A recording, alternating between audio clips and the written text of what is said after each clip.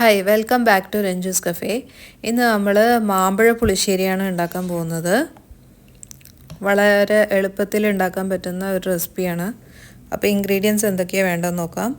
ഞാനൊരു 5-6 പഴുത്ത മാങ്ങ എടുത്തിട്ടുണ്ട്. പിന്നെ 2 കപ്പ് തൈര്, 1 കപ്പ് ചിരകിയ തേങ്ങ, പിന്നെ കുറച്ച് കറിവേപ്പില, കുറച്ച് പച്ചമുളക്. അപ്പോൾ ആദ്യം ഒരു പാത്രം എടുക്കുക. തൊലി കളഞ്ഞ് മാങ്ങ അതിലേക്ക് ഇടുക. പിന്നെ ചീന്തിയ പച്ചമുളക് ഇടുക. പിന്നെ കുറച്ച് കറിവേപ്പില, പിന്നെ 1/2 ടീസ്പൂൺ മഞ്ഞൾപ്പൊടി, 1 ടീസ്പൂൺ ഉപ്പ്, 1 ടീസ്പൂൺ മുളക് പൊടി, പിന്നെ 1 കപ്പ് വെള്ളം. ഇത്രയും ഒഴിച്ച് നന്നായിട്ട് മിക്സ് ചെയ്യുക. എന്നിട്ട് ചെറു തീയിൽ മാങ്ങ നല്ല സോഫ്റ്റ് ആവുന്നവരെ കുക്ക് ചെയ്തെടുക്കുക.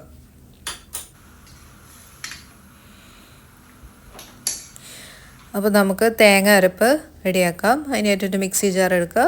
1 കപ്പ് ചിരകിയ തേങ്ങ അതിലേക്ക് ഇടുക.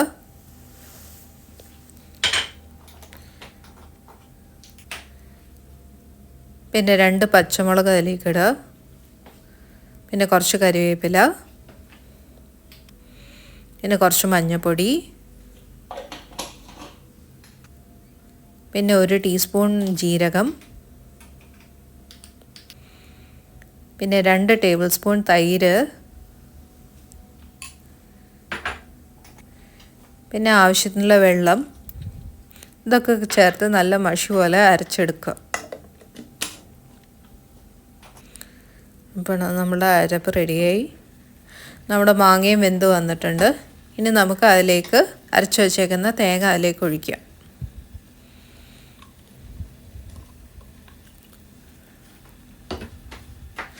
മാങ്ങ നന്നായിട്ട് അരപ്പുമായിട്ട് മിക്സ് ചെയ്യുക. എന്നിട്ട് ഒരു 10 മിനിറ്റോളം അത് കുക്ക് ചെയ്തെടുക്കുക.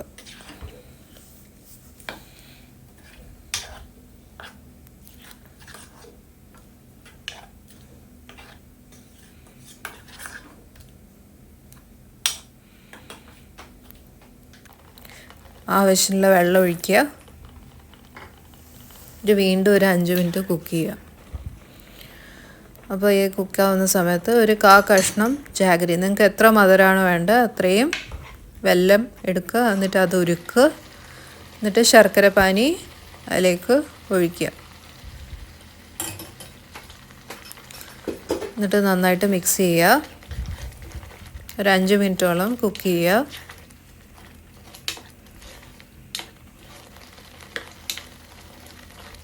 എന്നിട്ട് ഏറ്റവും ചെറിയ തീയിൽ വെച്ചിട്ട് നമ്മൾ കേർഡ് ആഡ് ചെയ്യും. എന്നിട്ട് ഒരു 5 മിനിറ്റ് അല്ലെങ്കിൽ 2 മിനിറ്റ് അത് ഇളക്കിയിട്ട് കുക്ക് ചെയ്യുക.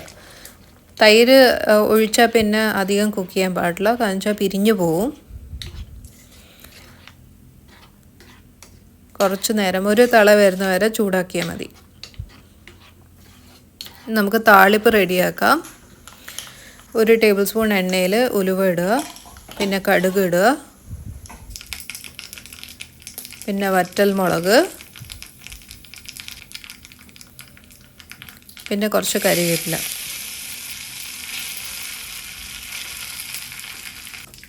എന്നിട്ട് കറി നമുക്ക് താളിക്കാം.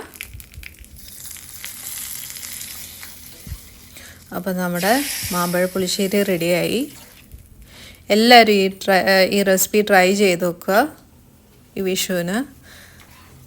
അപ്പം thank you for watching. Please like, comment, share and subscribe.